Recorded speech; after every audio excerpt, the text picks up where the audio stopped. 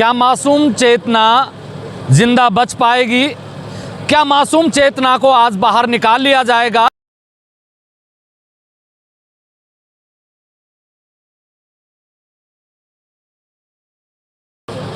क्या मासूम चेतना जिंदा बच पाएगी?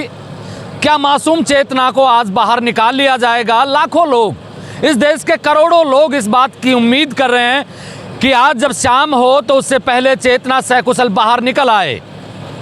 प्रशासन अपने तरीके से रेस्क्यू ऑपरेशन पिछले 4 दिन से चला रहा है, लेकिन रेस्क्यू ऑपरेशन के नाम पर ऐसा लगता है कि सिर्फ दिखावा किया जा रहा है। कई अहम और जिम्मेदार सवाल ये हैं कि 15-20 दिन पहले दौसा में भी ऐसी एक घटना घटी थी। उसके बाद में जो मासूम उस बोरवेल में गिरा था उसको जिंदा बचाया नहीं जा सका। सेम वैसी स्थिति और परिस्थिति यहाँ है। प्रशासन ने क्या इस्तेमाल किया, कौन सी तकनीक का इस्तेमाल किया और अब प्रशासन क्या करने जा रहा है, किसी को नहीं पता। यहाँ अगर प्रशासन से पूछा जाता है कोई सवाल तो एनडीआरएफ पर डाल दिया जाता है, और एनडीआरएफ के अधिकारियों से पूछा जाता है तो प्रशासन पर टाल दिया जाता है कि उनकी देखरेख में सारा रेस्क्यू ऑपरेशन चल रहा है। अभी यहाँ एसडीएम ओपी सारण से जब पूछा गया कि बच्ची का क्या स्टेटस है तो उन्होंने कहा कि बच्ची में कोई मूवमेंट देखा नहीं जा रहा है। मेरा अहम और जिम्मेदार सवाल यह है कि 15-20 दिन पहले दौसा में जब ऐसी घटना घटी थी उस मासूम को नहीं बचाया जा सका, तो वैसी घटना जब यहाँ घटी है तो प्रशासन पहले दिन से जैसे ही सूचना मिली उसके बाद से प्रशासन ने जो अब इंतजाम किए हैं, जो अब प्रयास जारी है, ऐसे इंतजाम पहले दिन से क्यों नहीं किए? 21वीं सदी में जी रहा मेरा देश अगर इसी तरीके से प्रशासन के द्वारा लगातार ये बताया जा रहा है कि प्लान ए का काम चल रहा है, प्लान बी पे काम चल रहा है, हालांकि प्लान ए और बी क्या है सब लोग समझ रहे हैं। बात नेताओं की करें तो नेता आते हैं, फोटो खिंचवाते हैं और एक रील बनाकर अपने फेसबुक पोस्ट पर डालकर तीसरी कर लेते हैं।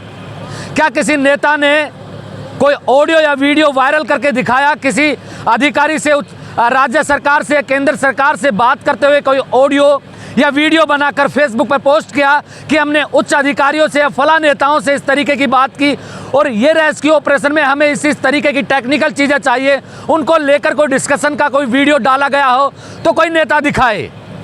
यहाँ कितने लोग आए हैं, कितने गए? हालांकि इस तरीके की जो लापरवाही होती है मासूम बच्चों से हो जाती है।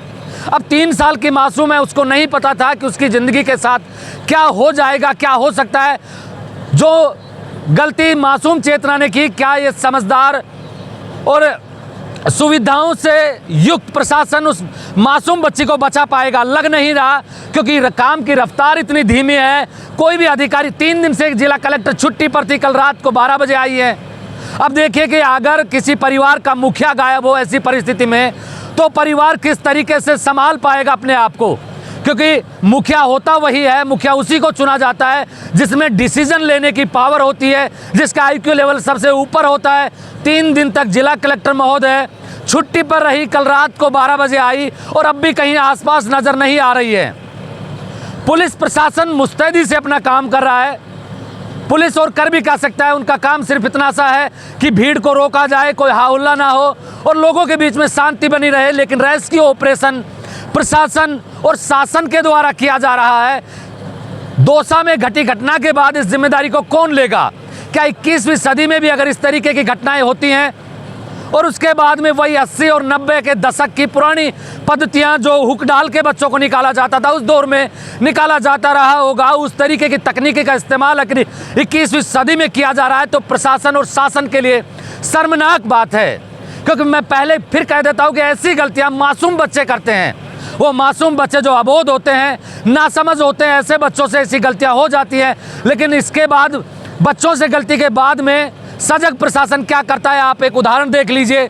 सबसे लंबा रेस्क्यू ऑपरेशन चल रहा है, 4 दिन से चल रहा है। कोई भी अधिकारी ठीक ढंग से ये बता नहीं पा रहा है कि क्या बच्ची का स्टेटस है, कब तक उसको निकाल लिया जाएगा और कौन सी बेहतर तकनीक का इस्तेमाल किया जा रहा है। अभी जब यहाँ एसडीएम एडीएम जब यहाँ पत्रकारों से बातचीत कर रहे थे तो मैंने उनसे एक सवाल पूछा कि क्या ये जो तकनीकें यहाँ इस्तेमाल की जा रही है ये भारत की या विश्व की सबसे बेहतर तकनीक है? तो उन्होंने कहा कि इसका जवाब एनडीआरएफ की टीम देगी। मैं फिर से कह देता हूँ कि प्रशासन एनडीआरएफ पर डाल रहा है और एनडीआरएफ प्रशासन पर डाल रहा है कि बचाव राहत कार्य किस तरीके से चल रहा है। हम पल पल की आपको खबर देते रहेंगे। आप देखते रहिए ब्लैक एंड व्हाइट सच। मैं महेंद्र यादव, जय हिंद, जय भारत।